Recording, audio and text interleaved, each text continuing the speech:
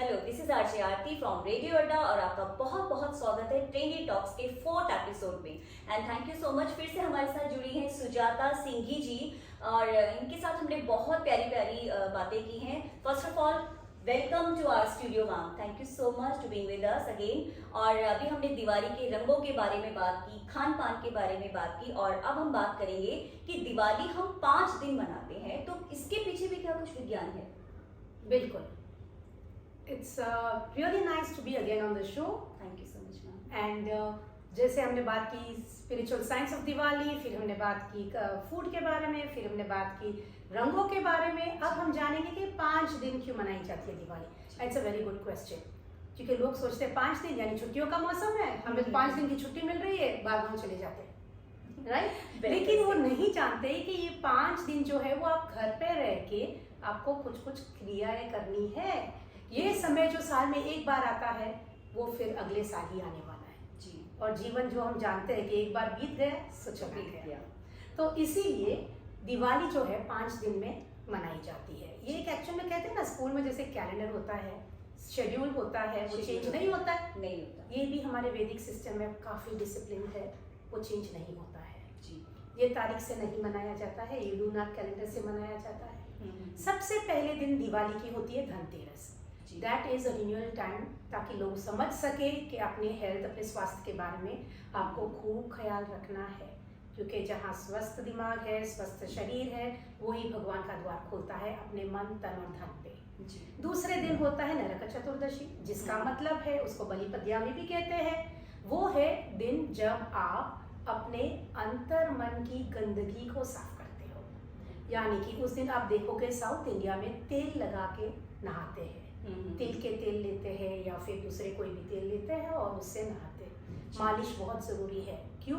क्योंकि जैसे मैंने कहा था पहले एपिसोड में कि ये विंटर का आगमन है, सर्दियों का मौसम का आगमन है। अपने स्किन ड्राई होने लगती है और इस दिन से जो तेल से नहाते, मालिश करके नहाते हैं, उन लोगों की स्किन में वो बैलेंस आने लगता है, पीएच बैलेंस जिसे हम कहते हैं।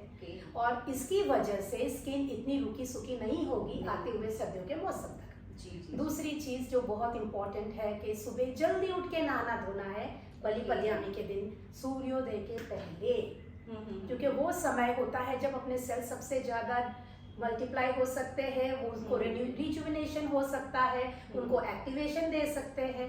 इसीलिए बलिपद्यामी के दिन, दूसरा दिन जो है, वो अपने अंदर का कूड़ा कचरा और बाहर का स्वास्थ्य संभालना है।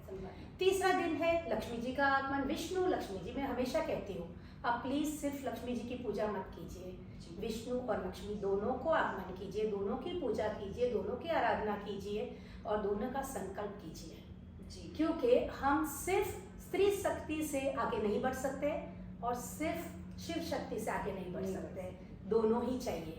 और विष्णु और लक्ष्मी जी हमारे जीवन के मेंटेनेंस के भगवान है। तो इसीलिए दूसरे दिन दिवाली की पूजा होती है, जहाँ दीप जलाते हैं, फटाके छोड़ते हैं। फटाके क्यों छोड़ते हैं? लोग कहते हैं it is polluting the environment, जब हमें पता है कि दिल्ली में क्या हो रहा है। अभी पहले से ही पंजाब में जो हुआ है उसकी वजह से काफ़ी उनके स्मॉगी एनवायरनमेंट हो चुका है और अब दिवाली आने वाली है, उसकी वजह से उनका और बढ़ने वाला है। हम फटाके इसलिए फोड़ते हैं, ये साइंस बहुत गहरा है। एज ह्यूमंस हम केव में रहने वाले मनुष्य थे, पहले तो घर थे नहीं। मैं बात कर रही हूँ 30,000 साल पहले की। और तब लोगों को बचाने के लिए अग्नि मात्र एक चीज थी जो वाइल्ड एनिमल्स को, जंगली जानवरों को दूर रखता था। अच्छा। और इंसानों में एक फितरत है तोड़ फोड़ करने की, वो हमारी एक साइकोलॉजी है, इसको कहते हैं फायरोमैनियक। वो हमें हर एक इंसान में होती है। आजकल वो नहीं हो पाता है, इसीलिए आप देखते हैं दंगे फसाद जब होते हैं, बस जला दी, घर जला दिए। पहले जमाने में दिवाली के दिन वो अलाउ करते थे कि ये इमोशन आप खुल के प्रोडक्टिवली आप जला दो, ताकि ये फायरोमैनियक के जो भी दिमाग में चलता है, जिसको विस्फोट करना, एंगर मैनेजमेंट के लिए यूज कर सकते हैं हम ये चीज। And this is a Greek word जिसमें पता चला है कि एज ह्यूमंस हमारे जो इमोशंस है, जो दबे हुए हैं, उसको बाहर निकालने के लिए you need the fire to blast it out. So this is not a new concept, but it is a deep psychological concept. As per a research which was conducted, we have figured out. Now, क्योंकि मेरा काम ही है sound and spiritual scientist, अपने वैदिक system जो 30,000 साल पुराने से भी पहले है, पता नहीं, हमें बोलते हैं कि 30,000 साल है, जैसे सनातन धर्म जो है ये तो जब से मनुष्य आया है, पता नहीं मनुष्य कब से आया है, लेकिन मनुष्य की फितरत तो वही है, वो चेंज होते होते आज हम ऐसे बने हैं। तो यहाँ पे जब हम तब जो तोड़फोड़ कर सकते थे अपने बचाव के लिए, वो आज लोग आपस में करने लगे हैं, इसलिए बचाने के लिए दिवाली में फटाके छोड़े जाते हैं। दूसरी चीज, जब घर की सफाई होती है, कीड़े मकोड़े जो भी होते हैं, बैक्टीरिया, वायरसेस, बीमारियां जो फैलती है, उसको नष्ट करने के लिए वो धुआं चाहिए होता है, और इसीलिए फटाके छोड़े जाते हैं। अब चौथे दिन पे आते हैं, वो होता है अपना न्यू ईयर का दिन। तो नॉर्थ इंडिया में ये नया साल का दिन होता है, जहाँ न्यू फाइनेंशियल ईयर कहते हैं हम, और वहाँ से नई शुरुआत होती है। लक्ष्मी जी का आगमन हमने कर लिया है, अब उनको विराजमान करना है हमारे साथ हमेशा के लिए, इसीलिए हम उनका आगमन करने के बाद उनका स्थान बनाते हैं और वहां से नई शुरुआत करते हैं, तो इसीलिए वो नया साल होता है।